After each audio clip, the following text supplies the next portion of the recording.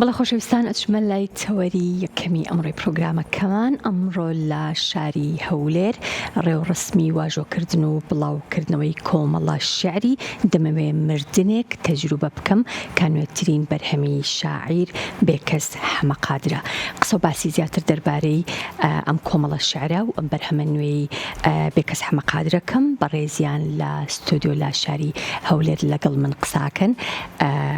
کاک بێکەس سڵاوت لێبێ و ئەم کاتت باش. سڵاو لە ئێوە و ئێوارەتان باش. زۆر زۆر سپاس. با سەرەتا لە ناونیشانی بەرهەمە نوێیەکەتەوە دەست پێ بکەم دەمەوێ مردنێک تەجروبە بکەم. ئەمە چەنەم بەرهەمی تۆیە یاخود چەنەم بڵاو کراوەی تۆیە و ناونیشانی با بڵێین کۆمەڵە شیعرەکە چ پەیوەندیەکی بە ناوەڕۆکی بەرهەمەکەتەوە هەیە؟ زۆر سپاس بۆ ئێوە. ئەوە 21مین بەرهەمی شیعریمە کە لە ماوەی لە دوای ڕاپەڕنەبرم تا ئێستا نووسیمە. ئەو کتێبی ئەو جارم کە دەمێ برنێک تەجربە بکەم. ئەو کتێبە لە ماوەی 2 ساڵی سەردەمی کۆڕۆنای نووسراوە.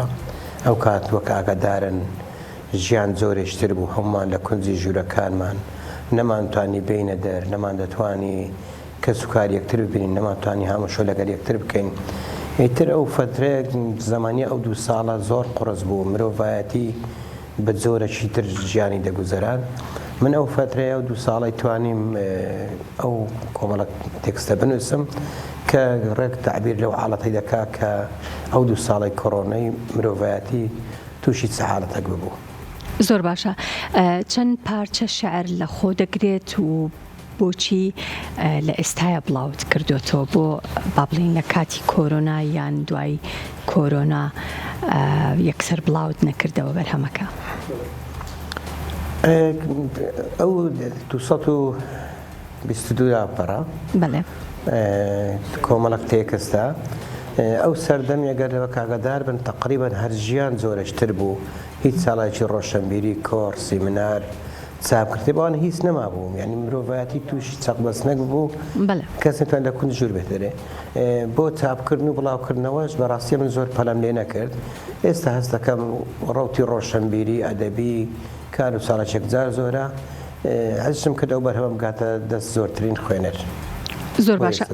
ئەمڕۆ ڕێوڕسمی واژۆکردن و بڵاوکردنەوەی بەرهەمەکە بوو با بڵێن لە چالاکیەکدا با بڵێن ئەو ڕێوڕسمە کرا و تایدا هیچ خوێندنەوەیەک بۆ پارچە شعرەکانی تۆ لەلایەن هیچ شاعیرێک یاخود ڕەخنەگرێکەوە ساز کرا بوو و هیچ بەرهەمێکت لەو ڕێوڕسمەدا خوێندەوە یاخود پێشکەش بە ئامادەبووان کرد؟ لە ڕاستیدا ئەو بەرهەمە کە مەراسیمی ناساندن و بڵاوکردنەوەی کتێبەکە بوو، نەهاتم بە شێوەیەکی تەقلیدی بێم هەموو شعرەکانم بخوێنمەوە، تەنها شعرێکم خوێندەوە جگە لەوەی مەجموعەک مۆسیقزان و گۆرانی بێژ لێ بوون، کردمانە ئاهەنگێکی بڵاوکردنەوە و دابەشکردنی کتێبەکە. جەماوەرێکی باش هاتبوو، خەڵکێکی زۆر هاتبوو، زیاتر بە مۆسیقە بۆوانە حەزم نەکرد شعرەکانم بخوێنم، سکاک هەموو شعرەکانم بخوێن باوە یان چەند شعرێکم بخوێن باوە کتێبەکە ئەو ئامیەتەی نەدەما.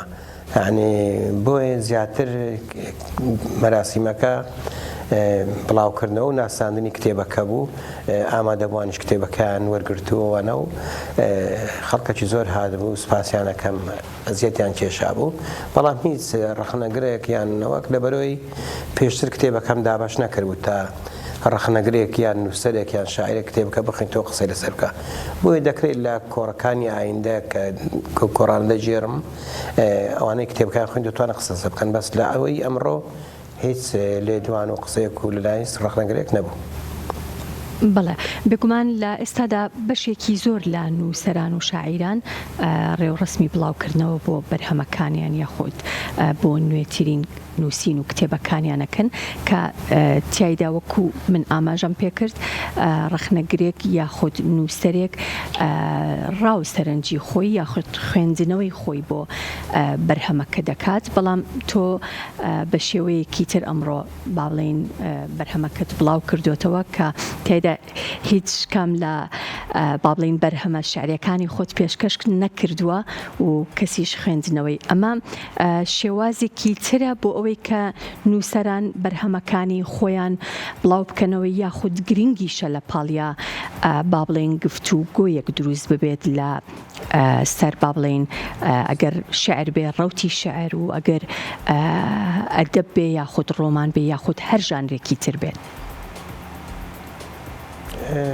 تەڕاستیدا قسەکەت ڕاستە ئەمە یەک لە کێشەکانی نووسەران ئەدیبان شاعرن ڕۆمان نووسن ئێمە نزیکەی 30 ساڵ دەبێ ڕەخنە غیابە ڕەخنە هیچ حزوری نییە ئەتو هەر شت بڵاو دەکەیەوە بەڵام ڕەخنە نییە لێکۆڵینەوە نییە تو وەکو کتێبە دێ بە بادەکات دەڕوە بۆیە بەڕای من زۆر زۆر زەرورە ڕەخنەگری کورد بێت جارێکتر وەکو سەردەمی هەفتاوەشتەیەکان بێ لێکۆڵینەوە بکە ڕەخنە بگری بۆ ئەوەی دەقی باش و دەقی خراپش لێکزدا بکرێنەوە بۆ یەک ئەگەر ڕەخنە نەبوو هەتوو هەموو دەقەکان دەڕۆن بڵاو دەبنەوە سەر لە خوێنەریش دەشێوێ خوێنەر نازانی کام دەق باشە کام دەق خراپە کام دەق داهێنەرە بۆی ئەگەر ڕەخنە هەبوو بەڕای من ئەو فەراغەش پڕ دەکەیتەوە ئەو کاتی دەق و ڕەخنە جارێشتر ڕۆیەتەشتی ببەردێتەوە چونکە ئێستا بەس دەقەکان دەخێنەوە بەداخەوە ڕەخنەگرمان زۆر زۆر کەمە 50 دەژمێردێن. دەستەکانت خۆش بێ بە هیوای بەرهەمی زیاتر سپاس دەکەم کە لە ستودیۆ کەمان لە شاری هەولێر ئامادەبووی زۆر بەڕێز بێ کەس هەمە قادر شاعر جارێکی تر زۆر سپاس دەکەم.